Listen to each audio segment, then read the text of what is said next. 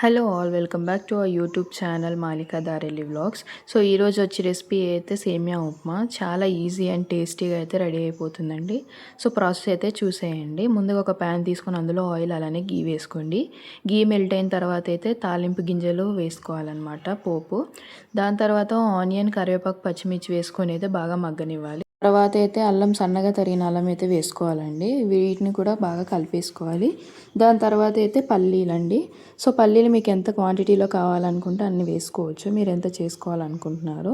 దాని తర్వాత అయితే ఇక్కడ బాదం, జీడిపప్పు కూడా వేసుకోవచ్చు అండి. మేమైతే ఇక్కడ ఓన్లీ జీడిపప్పే వేసుకున్నాము. బాగా మగ్గినాకైతే వాటర్ పోసుకోవాలండి. సో చూసారు కదా, మేమైతే ఇక్కడ ఒక గ్లాస్ వాటర్ అయితే వేసుకున్నాము. సో ఎంత క్వాంటిటీని బట్టి అయితే అంత వాటర్ వేసుకోవాలండి.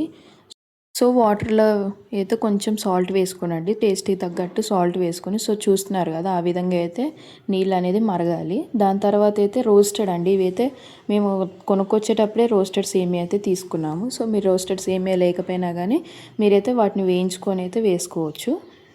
సో ఇలా ఒక 5 మినిట్స్ వరకు కుక్ చేసినట్టయితే మనకైతే సేమియా ఉప్మా అయితే రెడీ అయిపోతుందండి. సో చూస్తున్నారు కదా, ఇలా రెడీ అయిపోతుంది, ఇలా దగ్గర పడిపోతుందండి. సో ఇప్పుడైతే మనకి సేమియా ఉప్మా అయితే రెడీ అయిపోయింది. ఒక్క 5 మినిట్స్ కుక్ చేసుకుంటే చాలండి, రెడీ అయిపోతుంది. సో మీకు కానీ ఇంకా వీడియో నచ్చినట్టయితే లైక్, షేర్, సబ్స్క్రైబ్ చేసుకోండి. Keep supporting. Thank you for watching.